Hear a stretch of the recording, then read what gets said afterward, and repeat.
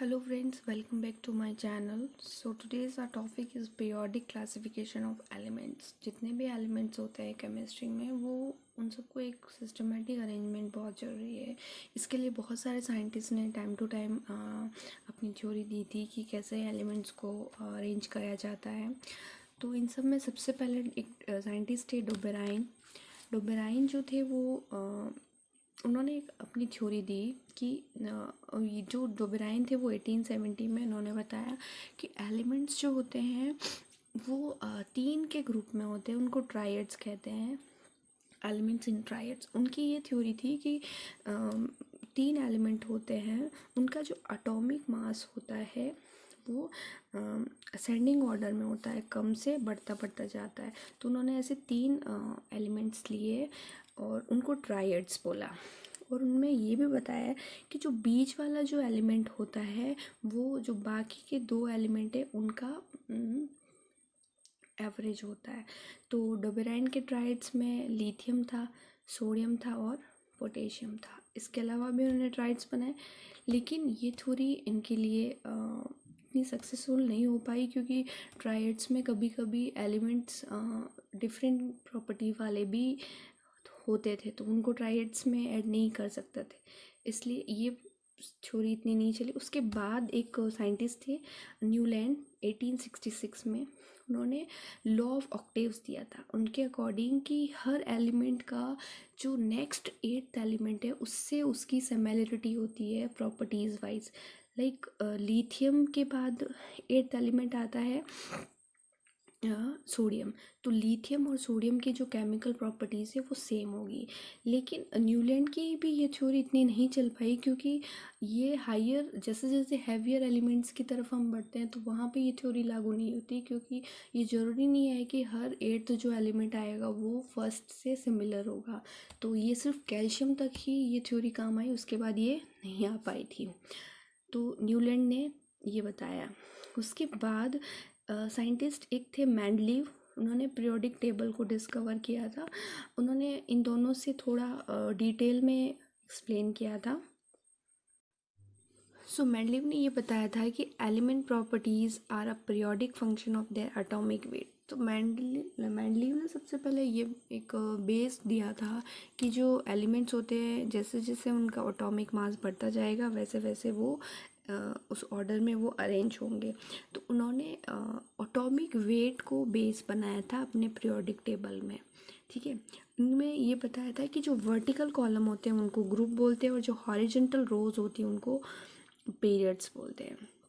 ठीक है, इसके अलावा मेंडलीव जो थे उनका पीरियोडिक टेबल डिस्कवर करने में काफ़ी उनको सक्सेस मिली, क्योंकि उनके जो पीरियोडिक टेबल जो उन्होंने बनाया वो काफ़ी हद तक हेल्पफुल थी। इसके अलावा उन्होंने पीरियोडिक टेबल में जो भी गैप बनाया है तो वो उन्होंने ऐसे गैप इसलिए रखे ताकि फर्दर जो भी आगे एलिमेंट डिस्कवर होगा तो वो उसमें आएगा। तो उस गैप की वजह से बहुत सारी एलिमेंट्स को डिस्कवर भी किया था, सो इसलिए हेल्पफुल था। लेकिन इसके अलावा भी मेंडलीव की जो पीरियोडिक टेबल है उसमें कुछ डीमेरिट्स है।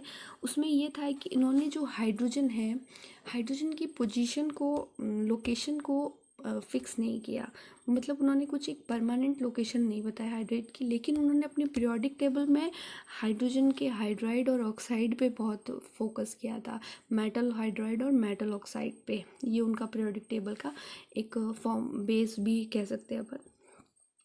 इसके अलावा मेंडलीव ने ये बताया था कि जैसे जैसे जो एटॉमिक मास बढ़ता है एलिमेंट अरेंज होते हैं, लेकिन एटॉमिक मास रेगुलर वे में नहीं बढ़ रहा है। कहीं पे एलिमेंट का एटॉमिक मास ज़्यादा है लेकिन वो उस टेबल में पहले आ रहा है और जिसका कम है वो बाद में, जैसे निकल और कोबाल्ट के केस में ऐसा हो रहा है।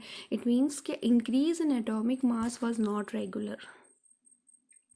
हमने तीन साइंटिस्ट की थ्योरी पढ़ने के बाद जो मॉडर्न पीरियोडिक टेबल थी वो सबसे इम्पॉर्टेंट है, क्योंकि हमें इसी को याद करने की ज़रूरत है। बाकी वो जनरल आपका एक इंट्रोडक्शन है पीरियोडिक टेबल को स्टार्ट करने से पहले, और अगर आप केमिस्ट्री स्टार्ट कर रहे हो तो आपको पीरियोडिक टेबल का नॉलेज होना बहुत ज़रूरी है, क्योंकि केमिस्ट्री, इनऑर्गेनिक केमिस्ट्री का ऑलमोस्ट 70% जो होता है वो पीरियोडिक टेबल के अराउंड ही घूमता है सिलेबस आपका। इसलिए आपको पीरियोडिक टेबल का ईच एंड एवरी पार्ट आपको अच्छे से याद होना चाहिए। So modern periodic table discover हुई। उसमें उसका जो बेस था कि properties of element are periodic function of their atomic number. तो मेंडलीव ने एटॉमिक मास को बेस बनाया था। मॉडर्न जो पीरियोडिक टेबल है वहाँ पे एटॉमिक नंबर को ज़्यादा इम्पोर्टेंस दी और उसी को फाइनलाइज किया, जो यही पीरियोडिक टेबल है जो हम अब तब से लगा के अब तक फॉलो कर रहे हैं। तो इस मॉडर्न पीरियोडिक टेबल में 18 वर्टिकल कॉलम्स है जिनको ग्रुप बोलते हैं और 7 हॉरिजॉन्टल रोज है जिनको पीरियड्स बोलते हैं। तो आपको पीरियोडिक टेबल का एक आउटलुक मैं देती हूँ। सो फ्रेंड्स, ये है मॉडर्न पीरियोडिक टेबल्स। इस टेबल को आप गौर से देखना और हो सके तो इस टेबल को आप रट लेना, क्योंकि मैंने आपको बता रखा है कि ये आपके लिए बहुत इम्पोर्टेंट है।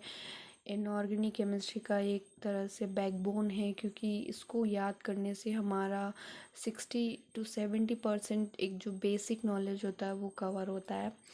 तो उसको स्टार्ट करते हैं। ये बड़ी सी टेबल दिख रही है आपको। इस टेबल में मैंने आपको पहले बताया था कि जो पीरियोडिक टेबल है उसमें वर्टिकल कॉलम होते हैं। ये वर्टिकल कॉलम 1 से 18 तक हैं वर्टिकल कॉलम, और इनको बोलते हैं ग्रुप। और जो ये जो हॉरिजॉन्टल है वो 7 है, तो इनको बोलते हैं पीरियड्स। ठीक है। तो इसके अलावा मैं आपको कह रही थी कि इसमें आपने एक चीज़ नोट की है कि ये मैंने रेड पेन से इनको हाईलाइट किया है। ये जो बोरोन, सिलिकॉन, आर्सेनिक, टेलुरियम और पोलोनियम, ये जो रेड पेन से लिखे हुए, और एक जर्मेनियम, ये होते हैं मेटलॉइड्स। इनको केमिस्ट्री में मेटलॉइड्स कहते हैं। अब इस मेटलॉइड्स के इस तरफ जितने भी एलिमेंट्स हैं उनको बोलेंगे मेटल, इस तरफ वाले। और इसके इस तरफ जो है वो होंगे नॉन मेटल, ये वाला पोर्शन सारा। ठीक है। और ये होते हैं मेटलॉइड्स। इसके अलावा मैंने आपको यहाँ पे एक डार्क लाइन की हुई है, ये जिगजैग लाइन पोलोनियम तक ख़त्म होती है, यहाँ से शुरू। तो ये जिगजैग लाइन ही होती है जो मेटल और नॉन मेटल को सेपरेट करती है। ये बहुत ज़रूरी है इस टेबल में याद करने के लिए। इसके अलावा ये जो 18 जो ग्रुप नंबर जो होता है 18, वो होता है आपका नोबल गैस। ठीक है। इसके अलावा लैंथेनाइड्स और एक्टिनॉइड्स की अलग सीरीज़ है, 58 to 71 और 90 to 103। इनको डी ब्लॉक एलिमेंट्स भी कहते हैं। इन सब के बारे में मैं आपको बताऊंगी। इसके अलावा मैं नेक्स्ट वीडियो में आपको पीरियोडिक टेबल कैसे याद करते हैं उसका एक जो ट्रिक होता है वो बताऊंगी। तो मैंने आपको बताया, तो इस पीरियोडिक टेबल को देख के आपको समझ आ गया होगा। कुछ कुछ जो एलिमेंट्स है वो तो बहुत सिंपल है। Hydrogen, helium, lithium, beryllium, boron, carbon, nitrogen, oxygen, fluorine, neon. तो ये सब चीज़ें याद करने लायक, आई थिंक 30 तक तो सबको याद रहती है। मैक्सिमम आप अगर 50-60 तक करते, लेकिन लैंथेनाइड्स एक्टिनॉइड्स को याद करना भी बहुत ज़रूरी है। सो फ्रेंड्स, ये थी पीरियोडिक टेबल। इसको और डिटेल में हम नेक्स्ट वीडियो में पढ़ेंगे, और नेक्स्ट वीडियो में इसको लर्न करने की भी ट्रिक मैं आपको